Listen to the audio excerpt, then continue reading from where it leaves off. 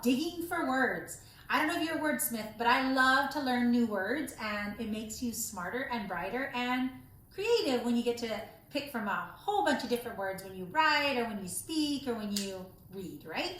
So this book for today is called Digging for Words, and it is Jose Alberto Gutierrez and the library he built. And this story is a tribute to Colombia.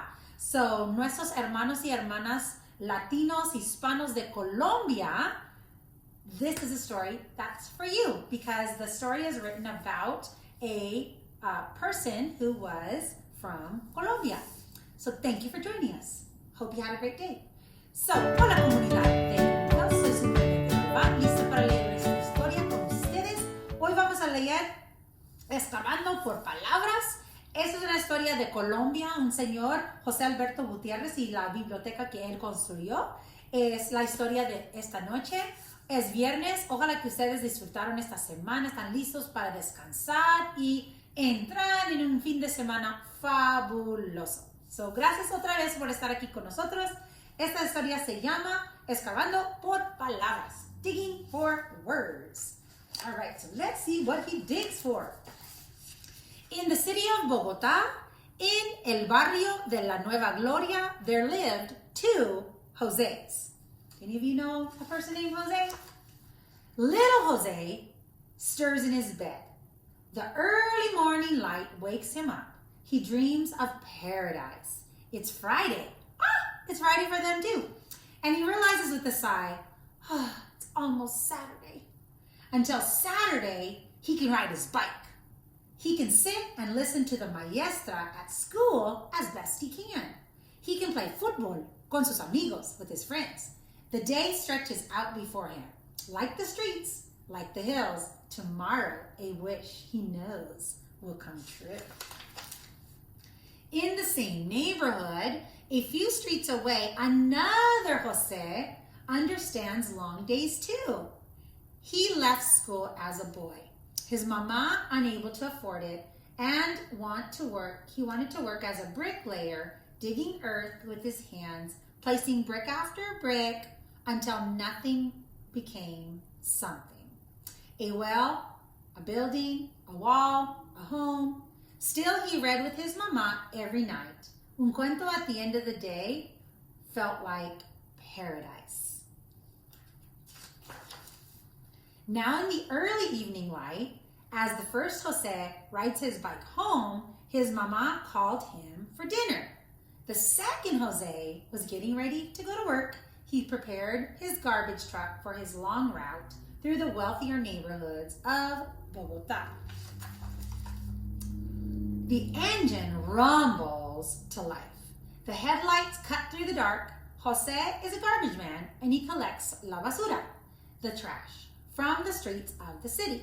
He works all night until the sun comes up. Jose scans the sidewalks as he drives, squinting in the dim light. He searches the household trash for hidden treasures, books. Some are stacked in neat piles as if waiting for Jose. Others take a bit more digging, and Jose doesn't mind because he loves books.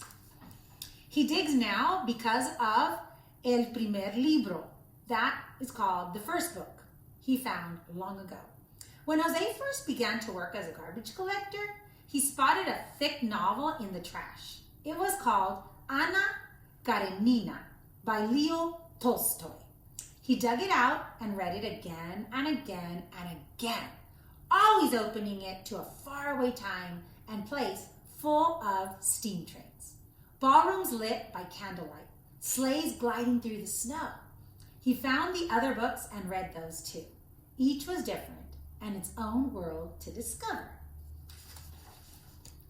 Finally, Señor Jose is finished with his route. The garbage truck winds its way through the wide streets, back to the more crowded part of the city, back to the garage. In the cab next to him, because it's precious cargo, rides a stack of almost 50 books, some thin ones, thick ones, worn ones, and some were almost new. It is a stack making a journey to join other stacks.